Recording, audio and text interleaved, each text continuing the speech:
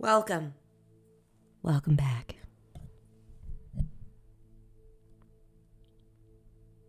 Acceptance.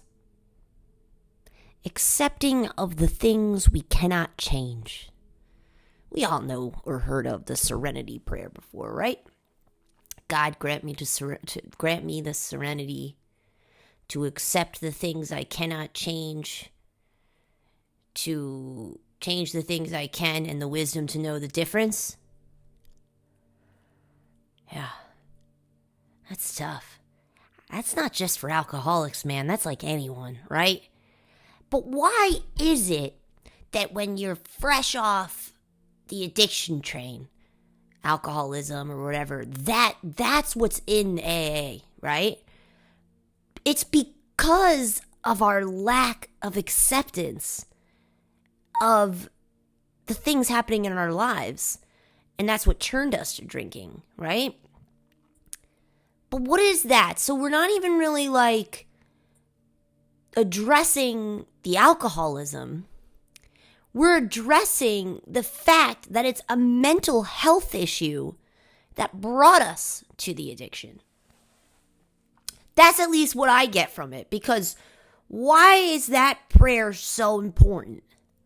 God, grant me to the serenity to accept the things I cannot change, the power, what is that? The power to know and the power to change what I can.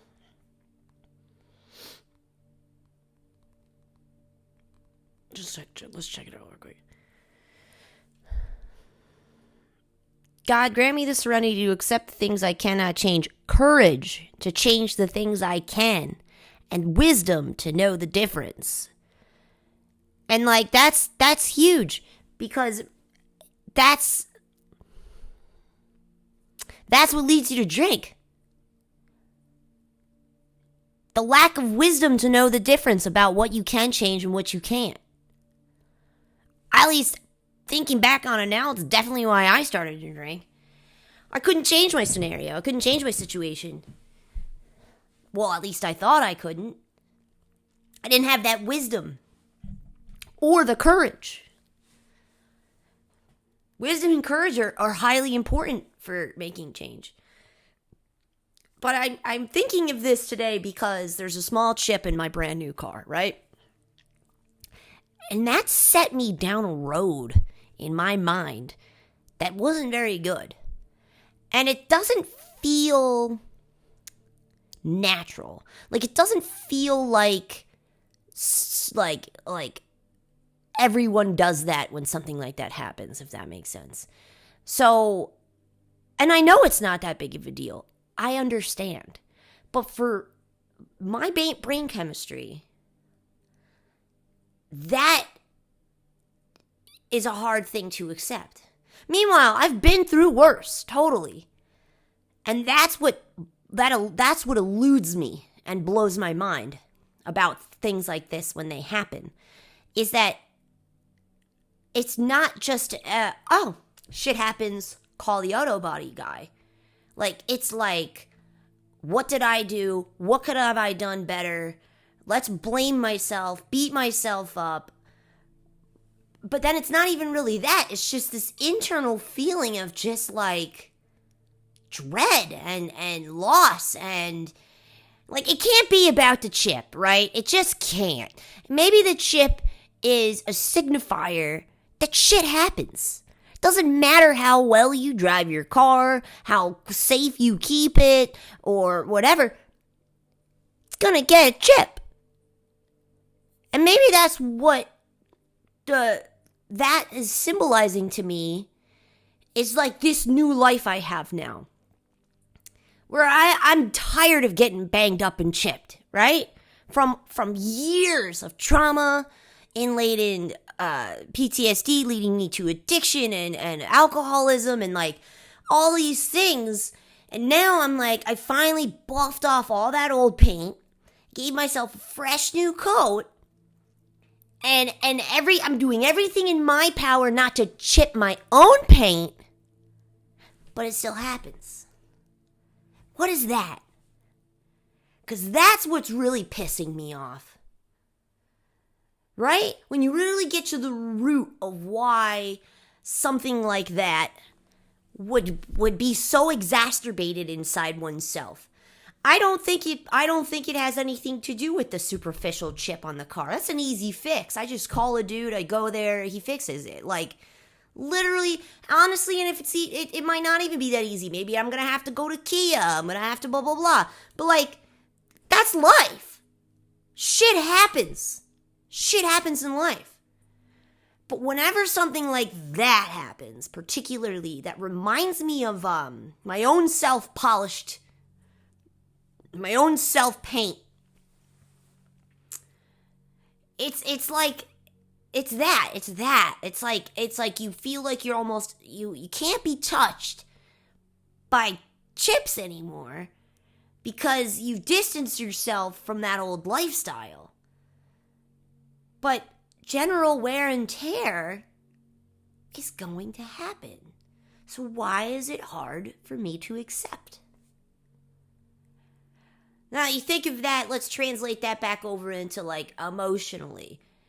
Because that's exactly what I did to myself on Sunday when I started to feel my mentality dip. I was so mad at myself for not maintaining a chipless exterior.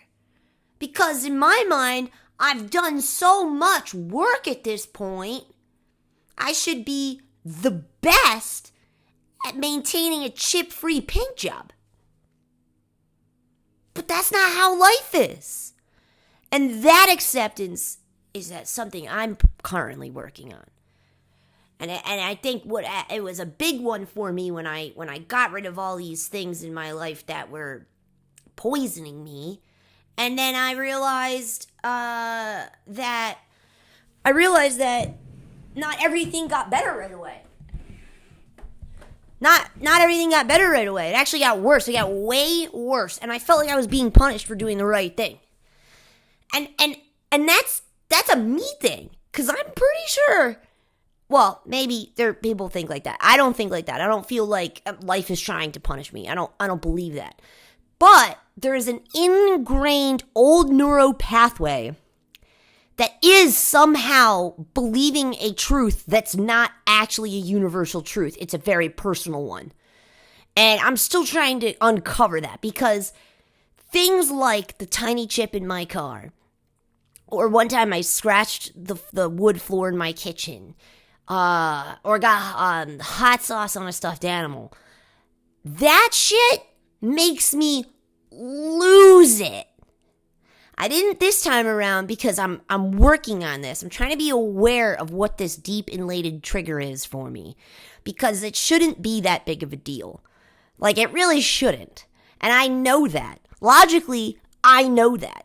But why? Where is the self-deprecation coming from? Where is this feeling of injustice coming from? And I know it's inlaid in trauma. I know that because I have a partner who's very healthy. You know, he's got some of his own stuff for sure, but he doesn't have like that kind of PTSD trauma, right? So like when he's just like, yeah, no big deal, we just do A, B, and C, I kind of have to go off of how he reacts sometimes, because I'm not sure how I am supposed to respond. I don't know how I'm supposed to feel.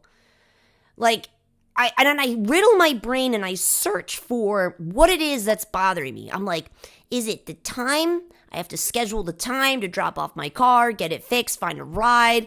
Like, is that the problem? No, Uber exists, not a big deal.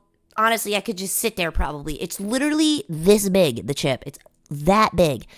I think it's also just, it's unknown to me. I don't know what to do, like who to call or whatever. But it's also kind of easy. I just asked a friend who's also currently getting a paint job right now, and I was like, hey, where are you going for that paint job? Like, I need a chip. And like, I just called them, left a message, but there's no definitive answer, because like I had to leave the message and I have to wait. And I think what it is I don't like feeling in limbo. I don't like limbo land, stagnant limbo land. I like answers. I like to know things. And then we're doing this together, by the way. This is like a healing sesh video, because I gotta figure some stuff out, and I think me trying to figure out will help other people try to figure out their things too. Because like, what is that? So it has nothing to do with the responsibility of getting it fixed. It's not the money. I'm not even worried about that. And even if I was, like, whatever, I'd ask my partner to help me pay for it. Like, it's fine. It's not that. I have a good support system with people that could front me money if that's what I needed, but it's fine. I don't. I'm good. I'm ready for that. Is it the thought? I think it's what it really is just like you're doing so well and you're accomplishing and doing stuff in this new life, in this new way of being, and then an uncontrollable thing like that happens that's not in your control. And that's what pisses me off. Maybe it's because I think I have total control over all of my possessions or something. Because I'm noticing that my spirit is calling me to heal whatever that attachment is. It's not a materialistic attachment either. It's something deeply emotional. Because whenever I wear something I really like, or something like, I don't know, I'm just noticing, like I get something new that I really like, I get like kitchen grease on it the next day. Like I never splash oil on me except for the day that I'm super hype about this new sweatshirt or whatever. Or like because the car is new and I've never had a new car before in my life, that happens. And I'm wondering what that is, my spirit asking me to accept. Because that's what it is. It's asking me to accept something and not have that rock in my sternum when I'm doing it. So that's why it keeps happening, because it's a loop for me to heal.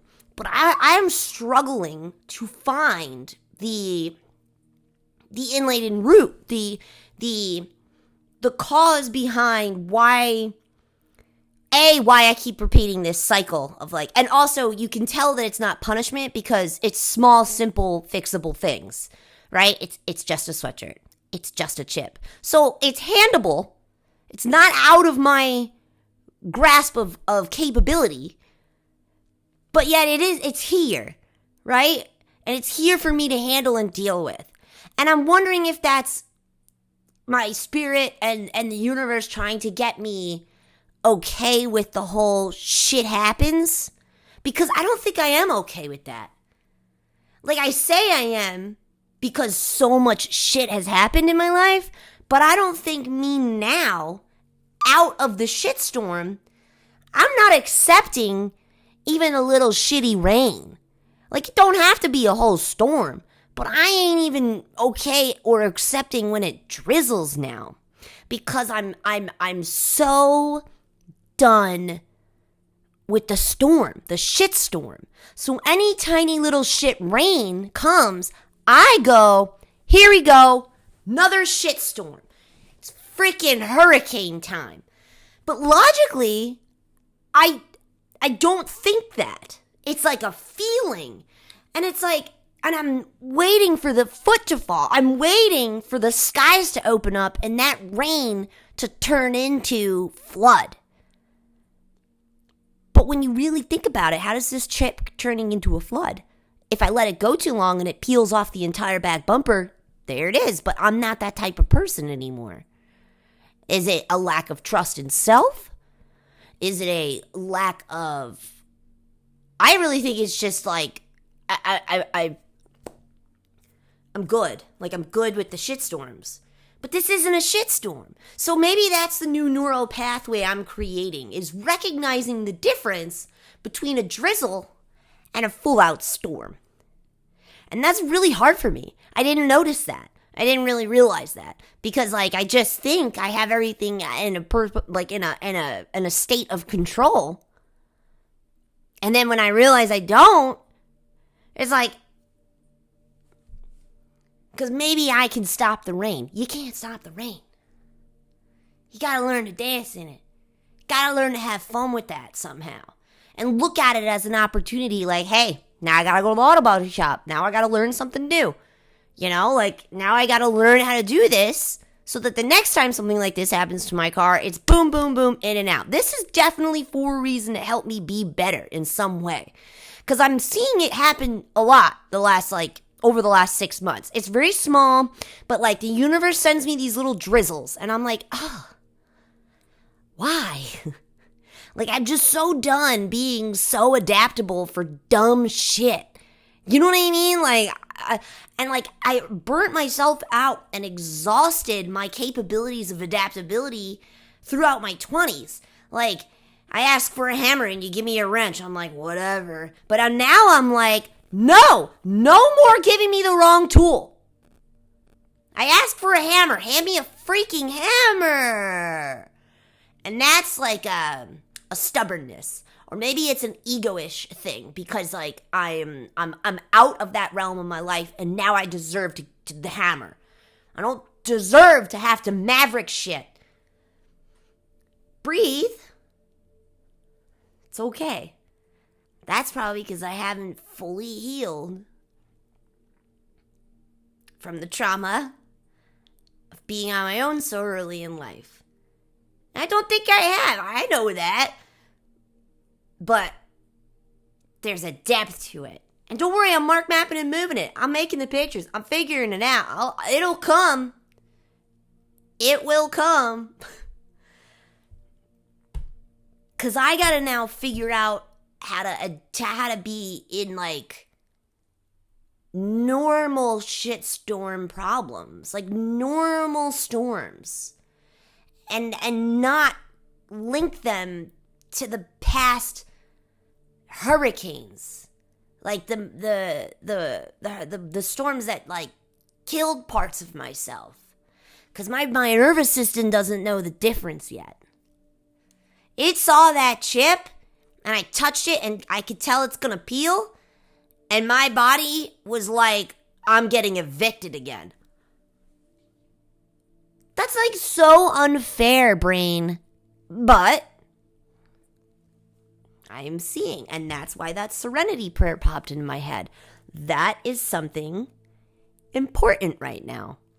God, grant me the serenity to accept the things I cannot change, courage to change the things I can, and the wisdom to know the difference. This is a thing I can change.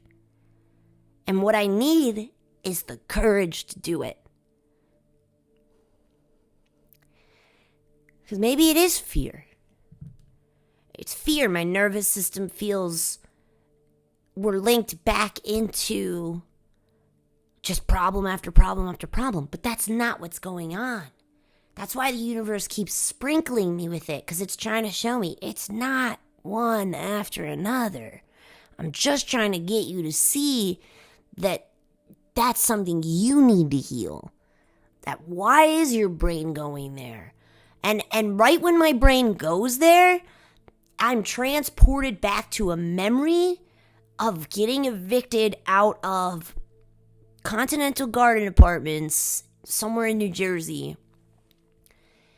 And I remember I didn't have a car, and neither did the friend who was helping me.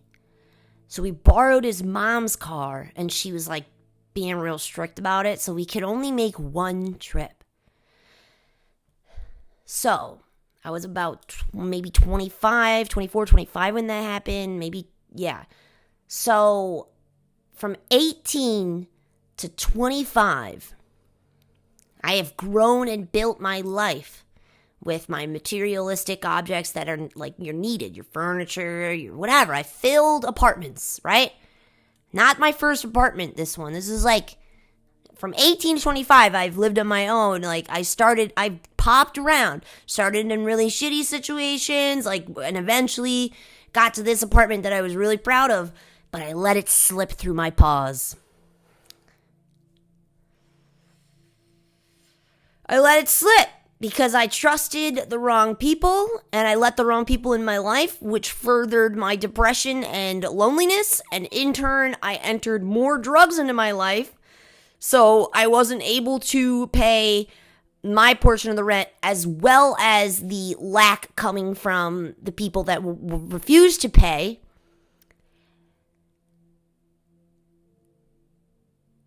I got beaten up for that. I had a roommate after my ex got kicked out because he didn't pay for shit. And I was like, I need to find someone to pay. So I moved in my ex-drug dealer / friend, because he's got money. I know he does. It's mine. So I figured, I'd be able to get my drugs and get rent paid, because, he's going to have to pay for that spare room that he's in. And he didn't pay for 3 months. And I came up and I asked him about it. And I was like, bro, you got to do this. And he had, his little lackeys. He always had, lackey chicks around and, people to just pump up his ego all the time. I asked his tough friends, 1,000 times. I was like, guys, I'm afraid to ask him for the money for rent because I know he's going to hurt me. And they're like, yeah, we're going to be there with you when you do. We're going to show up. And, nobody would show up for this thing, right? So I'm like, bro, I can't hold it in anymore. I literally have an eviction notice on the door. I need you to pay your part of the rent. And he just attacked me. Started strangling me out to get me to stop talking and to stop, I guess, making him look bad in front of these girls. So we then continue to fight because my egotistical 25-year-old ass was like, oh yeah? Let's do this then. Girl, guy, whoever's watching, I'm a girl. I'm a very fragile, vulnerable, sleeps with a stuffed animal girl. But this was back when I was full of rage, and I really thought that I could be an equal player in this fist fight.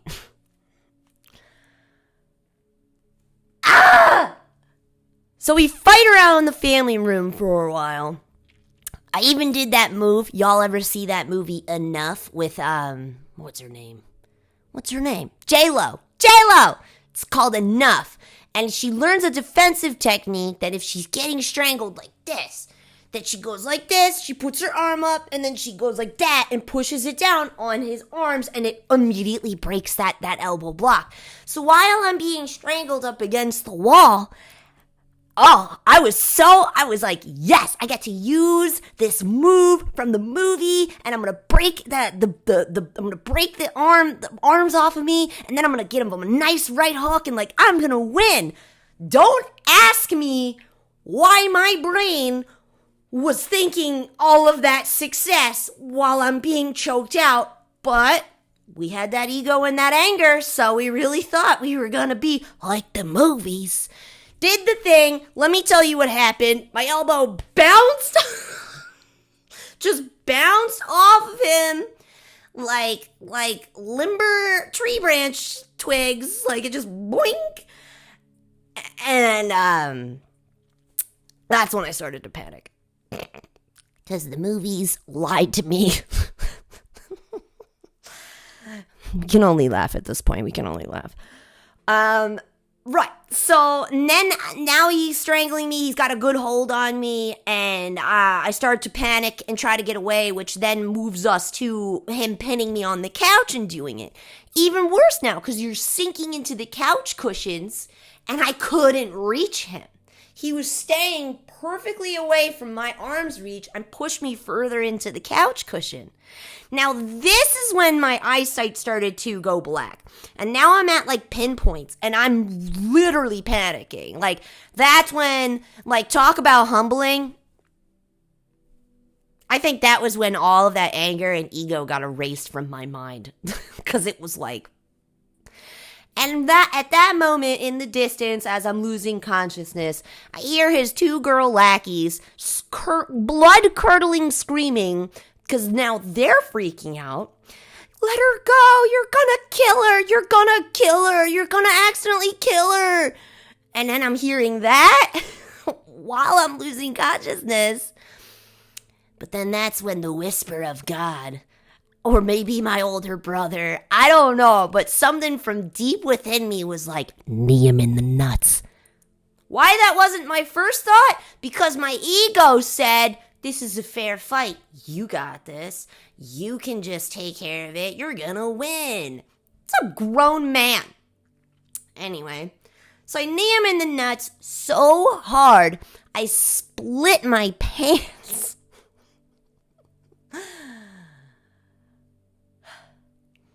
I then go and take his Xbox and his puppy and put them outside my apartment door to get him to go run after the puppy and his only prized possession, which is Xbox. For anybody who knows this dude, which I'm sure nobody knows any of this, but I did not throw his puppy down the stairs, nor his Xbox, which was a rumor that happened for a little bit after that. And I was like, I'm glad that's the only thing y'all think about and not the fact that he was kicking my ass, but that's fine.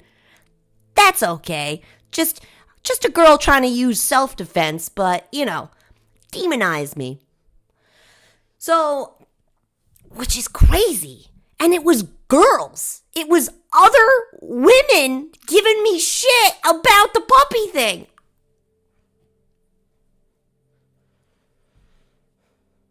That's mind-blowing to me. Anyway, moving on. So once he left to get the puppy, locked the door, right? You never gotta come back in. Like, whatever key I gave him, obviously still in the apartment. He ran after the dog, And now he's not allowed back in. So I put whatever his shit is on the landing. He can come get it whenever he wants, but he's not coming back in my house. Like, boundary line made. His mother shows up to my house hours later. Alexa, I think we need to talk. We need to, trying to say, like, you can't, take his stuff. I didn't take any of his shit. He just wants you back. He wants to get back in here for a reason. I don't know what it is, but none of his stuff's here. So I'm not going to let you weasel back in here either. I'm not letting anybody associated with this man in my house. The fact that you're here, a grown-ass woman, defending your son who just beat a woman? Get out. So that's just one story from my 20s. That's just one. Then I see the chip on the car, and I'm just like... And that's how I know it's unhealed trauma. It's shit that I need to keep talking about, and I need to keep reliving and reframing and releasing. And because of complex PTSD, it's not just one thing. And every time I get over a healing trauma, right, I'm like, yes. But then it's like the next 5 years is unlocked. And I'm right back there. I'm right in square one again. But, and that's the thing.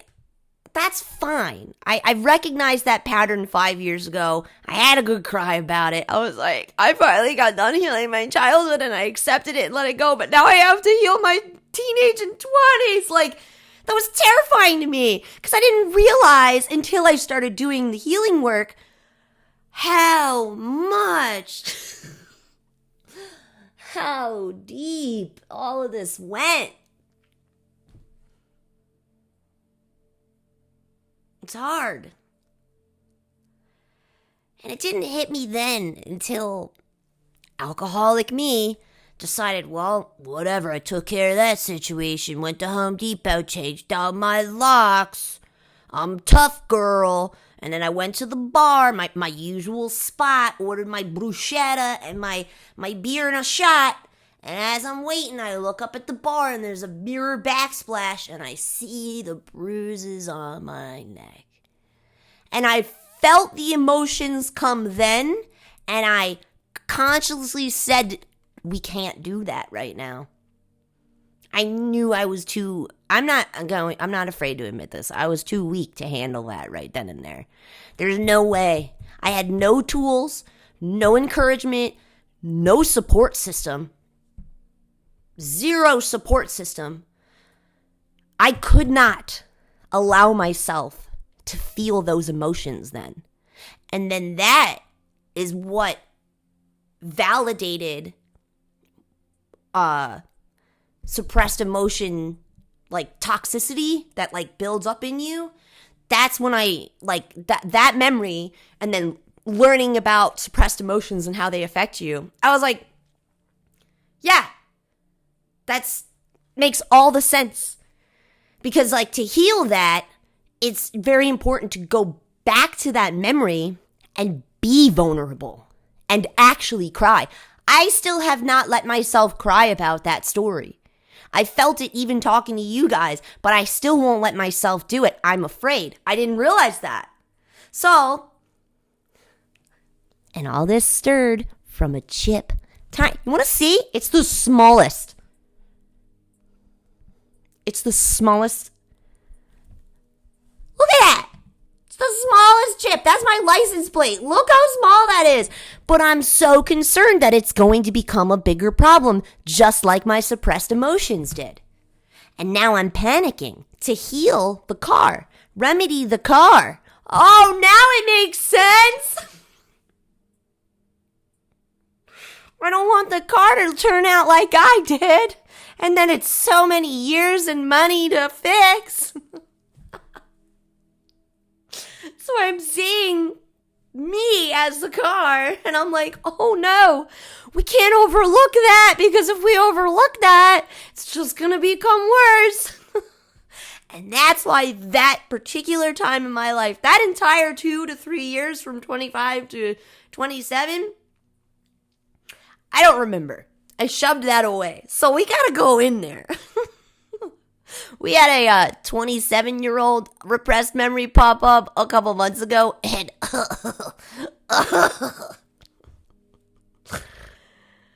was ugly. It's terrifying. But I know it's because God knows I can handle it now. I have the support. I have the friendships.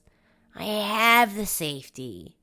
I have the resources. And maybe that's what the universe is trying to get me to see, is that it's not gonna be like it was before. No matter what storm hits you this time, you're not alone. I'm not alone anymore.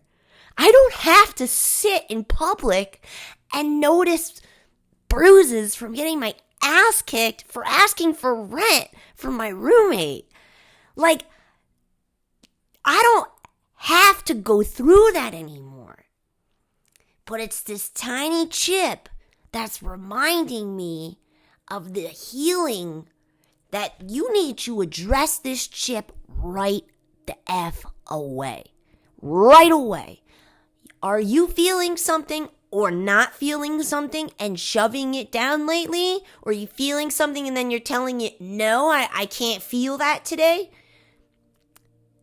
Picture yourself as a car and you got a piece of paint chipped and you ignore it because you don't want to go through the steps for such a tiny problem.